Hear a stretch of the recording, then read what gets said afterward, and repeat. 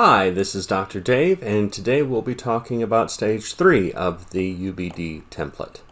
In Stage 3, we deal with how we're giving the student the learning experience, making sure that it aligns with the Stage 1 desired results and the Stage 2 evidence. These learning events or instructional approaches should therefore be developed from those stages.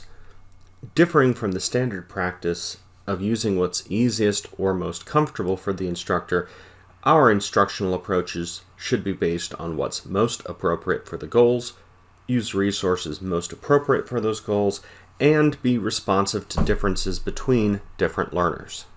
For Stage 3, our design principles are based on Wiggins and McTighe's 7 core design principles, known by the acronym of WHERE to. That is, we are going to be looking for where we're going, hooks for holding interest, equipping students for those expected performances, how we help students rethink and revise, as well as evaluate their own learning. We also pay attention to tailoring learning to the individual student's needs, as well as organizing and sequencing their learning. Additionally, we need to keep in mind that all of these should be written from the students' perspectives, not the instructors. So we are starting with the where, and here is where we find out where the students are in terms of their understanding and interests before everything else, as well as letting students know where the unit is going and what is expected from them. So here is where we would put in our SMART learning objectives, and throughout when we talk about these SMART learning objectives, we're talking about learning objectives that are specific, measurable, attainable, results focused, and time focused. So here's where we would specify what the benefits to the students are by completing the unit, or how they'll benefit from learning the material. And here is how we will test for what they know before the lesson and for what they know after the lesson, as well as testing for misconceptions. We move on to H, or the hook, how we hook the student's interest. It's essentially how we get the students to become interested and engaged at the beginning of the unit. Because we are also interested in the interaction between technology and the course, we are also including a spot here to indicate how technology will be used to hook the student. Moving on to E, the first E, this is how we equip the students with the experience and resources to meet the goals of the unit, or that allow them to explore the topics within the unit. This is where we include the learning experiences that will allow our students to come to an understanding of important ideas. And moving on to R, rethink, rehearse, revise. Here's where we indicate how we're giving students the ability to do those things, so that students will have the opportunity to revisit and refine their work within the unit.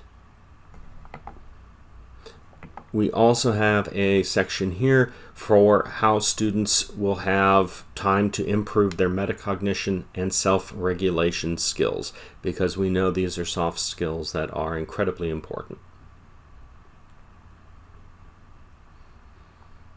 Moving on to the second E, or evaluate. Here is where we indicate how we are giving students the ability to self-evaluate on their learning and progress. It is where we include formative feedback that the student can use to not only know where they are, but also what they need to do in order to keep moving towards those learning goals.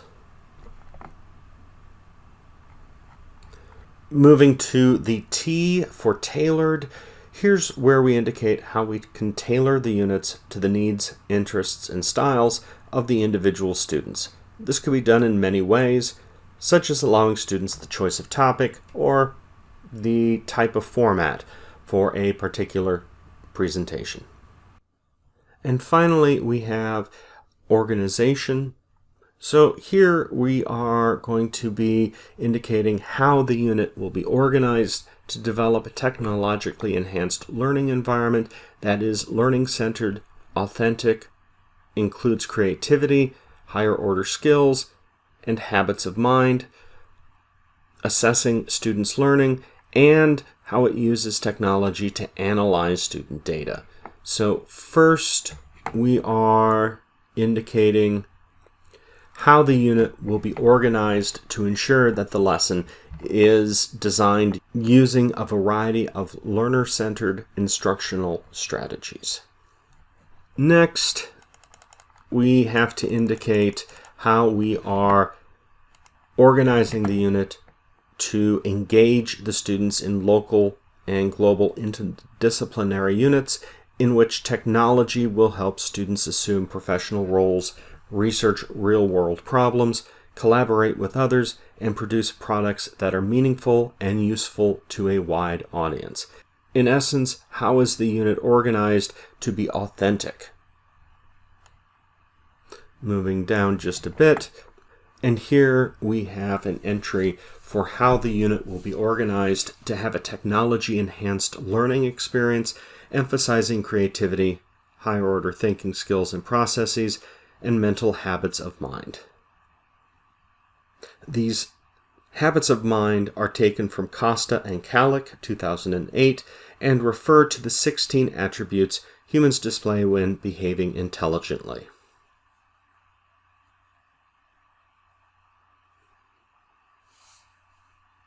Moving down just a little bit more,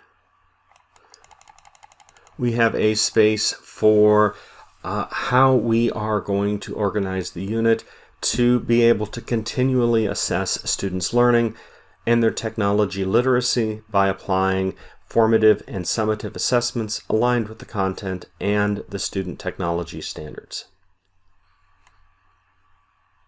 And finally, we have a place to indicate how the unit will be organized to use technology tools and resources to systematically collect and analyze the students' achievement data, how we're going to interpret those results, and finally, how we're going to be able to use those results in order to improve our own instructional practices and maximize students' learning.